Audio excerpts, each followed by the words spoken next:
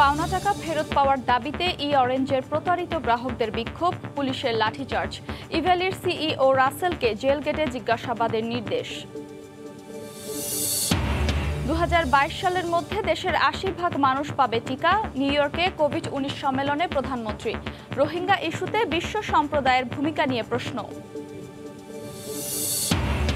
আজকের মধ্যেই শাহজালাল বিমানবন্দরে বসছে আরটি-পিসিআর ল্যাব। শনিবার থেকে পরীক্ষা শুরু। 24 ঘন্টায় 3500 করোনা টেস্ট। রাজধানী সহ দেশের বিভিন্ন স্থানে ভাইরাসজনিত জ্বরের প্রকোপ। লক্ষণ করোনা ও ডেঙ্গুর মতো হওয়ায় সংশয়। হাসপাতালে রোগীর চাপে হিমশিম অবস্থা।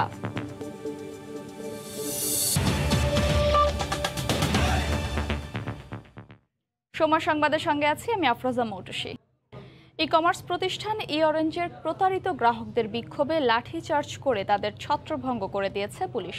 পাওনা টাকা ফেরত পাওয়ার দাবিতে সকালে জাতীয় প্রেস ক্লাবের সামনে মানববন্ধনের আয়োজন করা হয়। একই সঙ্গে তারা অর্থ আত্মসাতে জড়িতদের শাস্তির দাবি জানান। ই-কমার্স প্রতিষ্ঠান অরেঞ্জের প্রতারিত গ্রাহকরা বৃহস্পতিবার সকালে জাতীয় প্রেস ক্লাবের সামনে বিক্ষোভ কর্মসূচির আয়োজন করেন। তারা মানববন্ধনের চেষ্টা করলে বাধা দেয় পুলিশ। পরে মৎস্য ভবন এলাকায় গিয়ে বিক্ষোভ মিছিল শুরু করলে পুলিশ লাঠিচার্জ করে তাদের ছত্রভঙ্গ করে দেয়।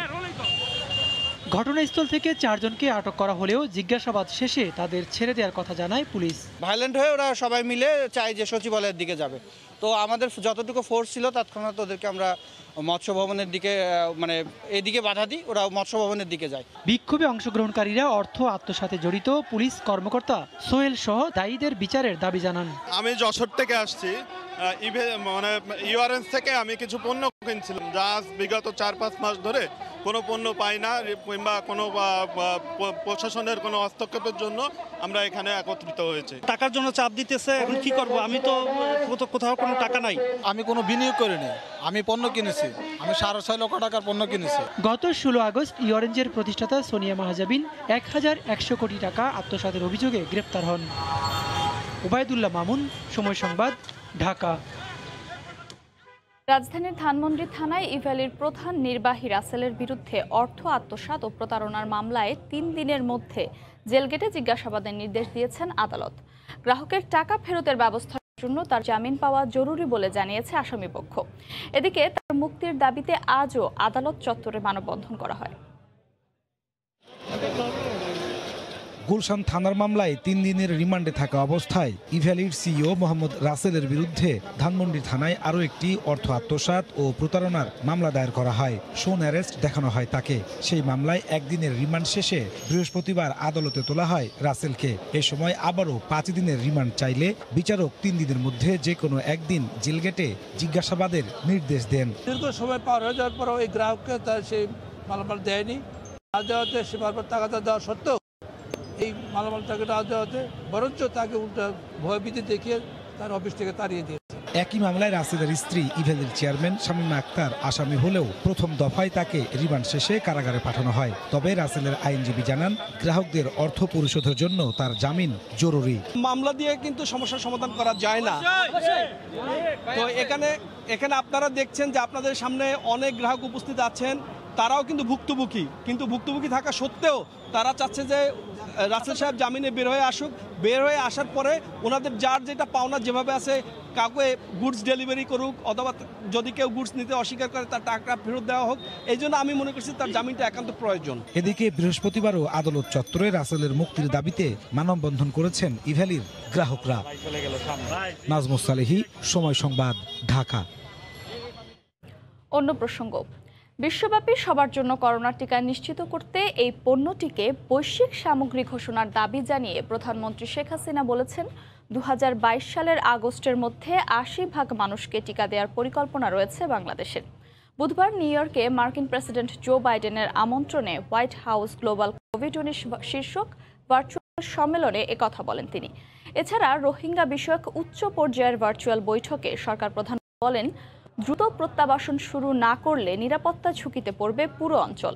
নিউ ইয়র্ক থেকে হাসানুজ্জামান সাকির রিপোর্ট। করোনা সংকটে নাকাল গোটা বিশ্ব। ভ্যাকসিনেশন কার্যক্রমে পরিস্থিতি যখন কিছুটা স্বাভাবিক, তখন নিউ ইয়র্কে বসেছে জাতিসংঘ সাধারণ পরিষদের ৭৬তম অধিবেশন। মূল আয়োজনের ফাঁকে বুধবার স্থানীয় সময় বেলা ১১টায় মার্কিন প্রেসিডেন্ট জো বাইডেনের আমন্ত্রণে আয়োজিত হয় হোয়াইট হাউস গ্লোবাল কোভিড-১৯ শীর্ষক ভার্চুয়াল সম্মেলন। বিশ্ব নেতাদের মহামারী অবসানে ঐক্যবদ্ধভাবে এগিয়ে আসার আহ্বান জানান মার্কিন প্রেসিডেন্ট। উচ্চ পর্যায়ের এই অনলাইন বৈঠকে যোগ দেন প্রধানমন্ত্রী শেখ হাসিনাও। ধারণকৃত ভিডিও বার্তায় নিজের বক্তব্য উপস্থাপন করেন তিনি। বলেন, মানুষের জীবিকা ও জীবন বাঁচিয়ে অর্থনৈতিক গতিশীলতা ফিরিয়ে আনতে কাজ করছে তার সরকার। We are planning to vaccinate 20 million people per month until 80% of our population is vaccinated by August 2022. For effective global vaccination, COVID-19 vaccines need to be declared as global public good. এ সময় ভ্যাকসিনকে বৈশ্বিক পণ্য ঘোষণার দাবি জানিয়ে তিনি বলেন, উন্নয়নশীল ও স্বল্পোন্নত দেশগুলোকে টিকা উৎপাদনের সুযোগ দিতে হবে। To guarantee universal access, local production of vaccines by developing countries and LDCs that have the capacity must be allowed. পরে রোহিঙ্গা সংক্রান্ত উচ্চ পর্যায়ের ভার্চুয়াল বৈঠকেও যোগ দেন প্রধানমন্ত্রী। তিনি বলেন, প্রত্যাবাসনের সব চেষ্টার পরও সাড়া দেয়নি Myanmar. My government has maintained bilateral engagements with Myanmar. Sadly, our efforts uprooted Myanmar nationals. Returning home to Myanmar has not generated any tangible outcome yet.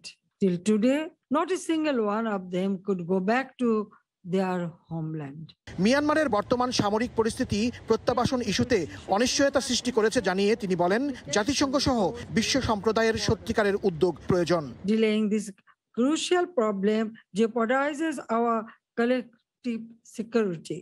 This could potentially destabilize the entire region.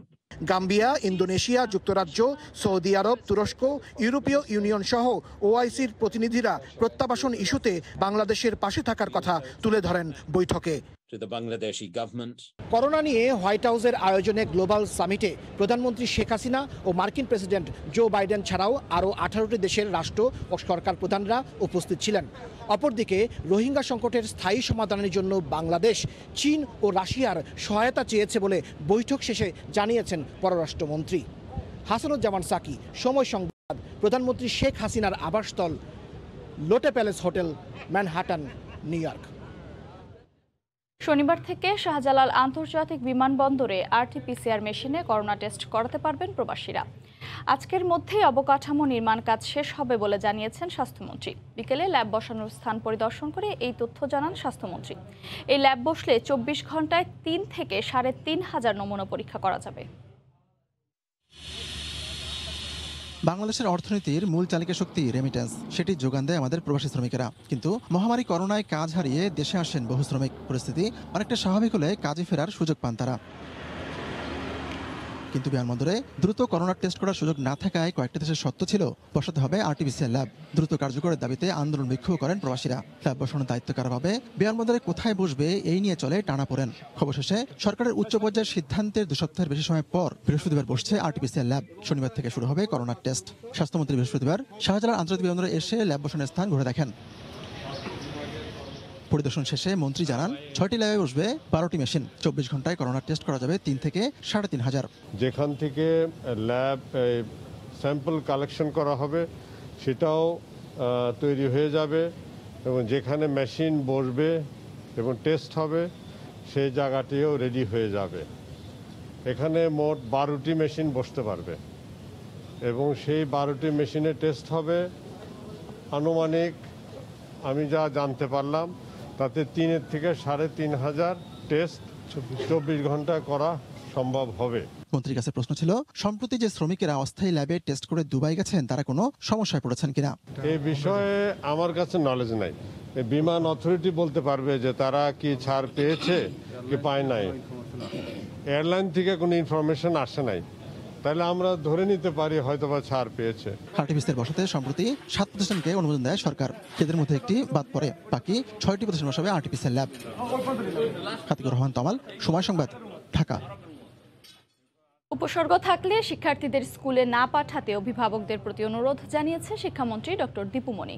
Bangabandhu Sheikh Mujib medical বিশ্ববিদ্যালয়ে এক অনুষ্ঠান শেষে তিনি সাংবাদিকদের সঙ্গে একথা বলেন। এ সময় এখন স্কুল বন্ধ করার মতো পরিস্থিতি সৃষ্টি হয়নি বলে জানান মন্ত্রী।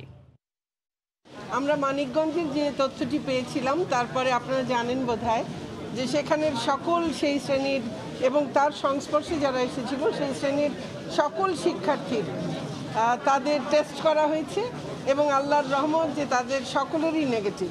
কোথাও কোনো ধরনের খবর পাওয়া মাত্র আমরা কিন্তু যেভাবে করে কন্ট্যাক্ট ট্রেসিং করা বা যা কিছু আমরা কিন্তু সাথে সাথে ব্যবস্থা নিচ্ছি। বাধ্যতামূলক ডেইলি চেকলিস্ট যেটা করেছি, যে মনিটরিংগুলো হচ্ছে সেগুলো সব, এবং তারপরেও অভিভাবকদেরকে বলছি বিন্দুমাত্র কোনো ধরনের কোনো যদি তার উপসর্গ থাকে বা বাড়িতে কারো উপসর্গ থাকে তাহলেও শিক্ষার্থীকে পাঠাবেন না স্কুলে।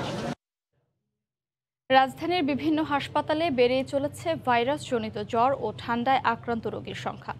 এদের লক্ষণ করোনা ও ডেঙ্গুর মতো হওয়ায় বাড়ছে সংশয়। আতঙ্কিত না হয়ে যথাসময়ে প্রয়োজনীয় চিকিৎসা নেওয়ার পরামর্শ চিকিৎসকদের।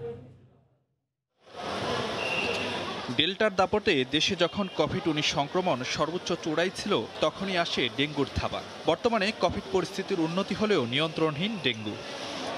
এর মধ্যেই চিন্তার ভাঁজ ফেলছে ঠান্ডাজনিত নানা রোগ। হাসপাতালে ভিড় করা রোগীদের বড় একটি অংশের মধ্যেই দেখা যাচ্ছে পরীক্ষায় ডেঙ্গু কিংবা করোনা কোনোটাই শনাক্ত হয়নি, কিন্তু জ্বরসহ ঠান্ডাজনিত নানা সমস্যায় ভুগছেন কয়েকদিন ধরে। রোগের তীব্রতা থাকছে 4 থেকে 10 দিন পর্যন্ত। এক সপ্তাহ ধরে আপনার ঠান্ডা, জ্বর, সর্দি, কাশি এগুলোই ফেস করছি। আর এরপরে আর কি ডাক্তারের ডিটেলস বলার পরে আর কি ওষুধ বানিয়ে দিছে, টেস্ট দিছে। টেস্টে কোনো কিছুই ধরা পড়ে না, স্বাভাবিক জ্বর ঠান্ডা। ডেঙ্গু টেস্ট, করোনা টেস্ট, আদারাই যে টেস্টগুলো ছিল সবগুলাই করানো হয়েছে, কিন্তু কোনোগুলাই পজিটিভ না, সবই নেগেটিভ। কিন্তু জ্বরটা আসলে অনেক ভোগাইছে, অনেক কষ্ট হয়েছে। আমি অফিস থেকে যাওয়ার পরে কাজের শেষে গোসল করার পরে আমার জ্বর আসে, ব্যথা ছিল। এ কারণে শরীর ব্যথা থেকে আমি ডক্টরের কাছে আসি, উনি আমাকে 3টা টেস্ট দেয়। আমার রিপোর্ট স্বাভাবিক আছে, এখন ডাক্তার দেখবে, উনি যা সাজেস্ট করবে। চিকিৎসকরা বলছেন সাম্প্রতিক সময়ে হঠাৎ করেই বেড়ে গেছে সাধারণ জ্বরে আক্রান্তের হার। এর পেছনে ঋতু পরিবর্তনকেই কারণ বলে মনে করেন চিকিৎসকরা। এই সিজনে শরতের শেষে এবং হেমন্তের শুরুতে এই প্রবণতা থাকে, প্রতি বছরই থাকে, এবং এটা প্রত্যেক ঘরে ঘরেই দেখা যায় যে কেউ না কেউ জ্বর কাশিতে আক্রান্ত হয়, যেটাকে আমরা সাধারণ ফ্লু বলি।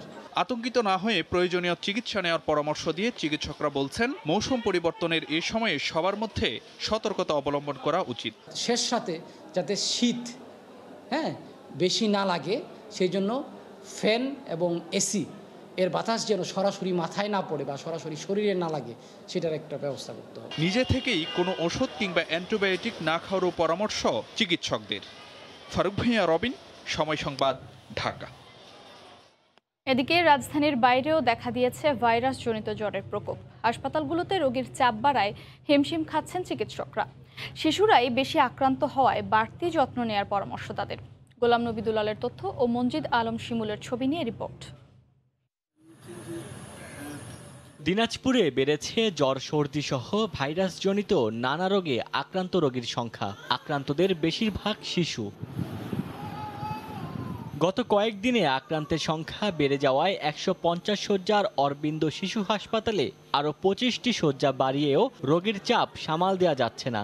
এম আব্দুর রহিম মেডিকেল ও জেনারেল হাসপাতালে ঠান্ডা জ্বরে আক্রান্ত 200 রোগী ভর্তি রয়েছে। বাচ্চাটার জ্বর, কাশ, সর্দি, বুক দাবে গেছে। প্রায় 11-12 দিন থেকে 103-104 এরকম জ্বর ছিল।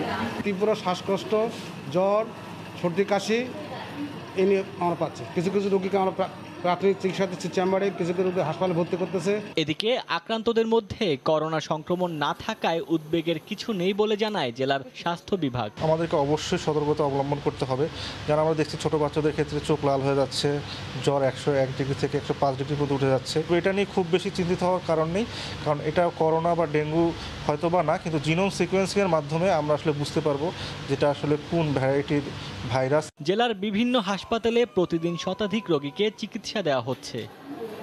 সময় সংবাদ, দিনাজপুর। ইউনিয়ন ব্যাংকের প্রধান কার্যালয় সংলগ্ন গুলশান শাখার ভোল্ট থেকে 19 কোটি টাকা উধাও হয়ে গেছে। বাংলাদেশ ব্যাংকের একটি পরিদর্শক দল গত সোমবার ব্যাংকটির শাখায় গিয়ে এমন তথ্য পান। ইউনিয়ন ব্যাংক কর্তৃপক্ষ বলছে, এই ঘটনায় গুলশান শাখার 3 জনকে প্রত্যাহার করা হয়েছে। তবে এ বিষয়ে বাংলাদেশ ব্যাংকের কোনো বক্তব্য পাওয়া যায়নি। সাবেক ব্যাংক কর্মকর্তারা বলছেন, দুর্নীতি বন্ধে এই ধরনের কার্যক্রম কেন্দ্রীয় ব্যাংকের তদন্ত করে দেখা উচিত।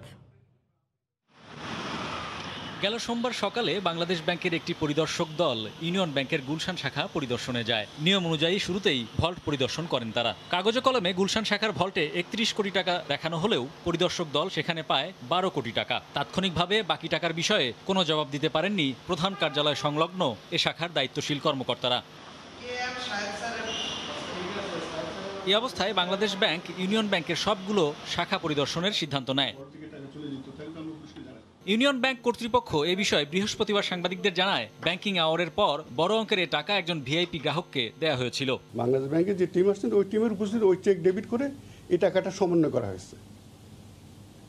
যেটা আপনারা বলতে চাচ্ছেন, এখানে এই ধরনের কোনো চুরি বা আত্মসাৎ এই ধরনের কোনো ধরনের ঘটনা ঘটেনি। আমাদের গুরুত্বপূর্ণ গ্রাহক এই ক্ষেত্রে আমরা করে থাকি, হয়তো এখানে অ্যামাউন্টটা একটু বড়, কোনো ক্ষেত্রে কম, কোনো ক্ষেত্রে বেশি, কিন্তু আমরা এই ধরনের কাজ করে থাকি।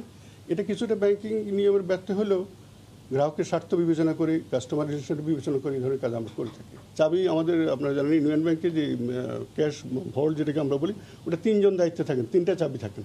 যাদের কাছে চাবিটা ছিল তাদেরকে প্রত্যাহার করা হয়েছে। এভাবে ব্যাংক থেকে কাউকে টাকা দেওয়ার সুযোগ নেই মন্তব্য করে এই বিশ্লেষক বলছেন, ঘটনার মূল কারণ অনুসন্ধান করতে হবে কেন্দ্রীয় ব্যাংককে। যে ব্যাংকিং সিস্টেমে এই ধরনের গরমিল বা এই ধরনের যে ভল্টে জালিয়াতি হওয়ার যদি সিস্টেমস যদি টোটালি ফাংশন করে, এটা হওয়ার কথা নয়। এবং বাংলাদেশে খুব বেশি ঘটনা অ্যাটলিস্ট রিপোর্টেড না।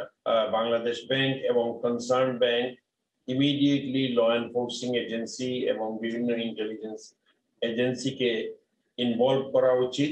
এ বিষয়ে বাংলাদেশ ব্যাংকের কোনো বক্তব্য পাওয়া না গেলেও জানা গেছে, ব্যাংকিং আওয়ারের বাইরে কেন গ্রাহককে টাকা দেওয়া হয়েছে সেই ব্যাখ্যা চেয়েছে নিয়ন্ত্রক সংস্থাটি। লিখিত জবাব পাওয়ার পরই ব্যবস্থা নেওয়া হবে ইউনিয়ন ব্যাংকের বিরুদ্ধে। হরিপদ সাহা, সময় সংবাদ, ঢাকা।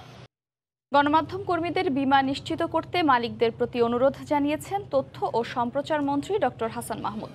দুপুরে জাতীয় প্রেস ক্লাবে রাজশাহী বিভাগ সাংবাদিক সমিতির এক সভায় প্রধান অতিথির বক্তব্যে তিনি বলেন, কিছু স্বার্থান্বেষী মহল রয়েছে যারা মিডিয়া চালাতে না পারলেই কর্মীদের ওপর চড়াও হয়।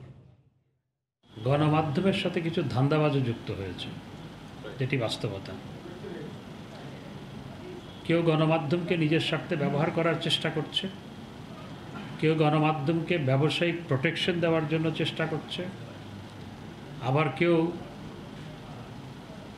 একটি ব্রিফকেস নিয়ে গণমাধ্যমের মালিক হয়ে যাচ্ছে। উনি মালিক, উনি সাংবাদিক, উনি রিপোর্টার। 100 কর্মী থাকলে বীমা করতে বাধ্য। সমস্ত গণমাধ্যম মালিকদের প্রতি অনুরোধ জানাবো, বীমা আইন অনুযায়ী আপনারা আপনাদের সাংবাদিক কর্মচারীদের বীমাটা করবেন। এ পর্যায়ে শীর্ষ সংবাদ জানিয়ে দিচ্ছি আরেকবার। পাওনা টাকা ফেরত পাওয়ার দাবিতে ই-অরেঞ্জের প্রতারিত গ্রাহকদের বিক্ষোভ, পুলিশের লাঠিচার্জ, ইভ্যালির সিইও রাসেলকে জেল গেটে জিজ্ঞাসাবাদের নির্দেশ। আজকের মধ্যেই শাহজালাল বিমানবন্দরে বসছে আরটিপিসিআর ল্যাব। শনিবার থেকে পরীক্ষা শুরু। 24 ঘন্টায় 3500 করোনা টেস্ট। এবং রাজধানী সহ দেশের বিভিন্ন স্থানে ভাইরাসজনিত জ্বরের প্রকোপ, লক্ষণ করোনা ও ডেঙ্গুর মতো হওয়ার সংশয়।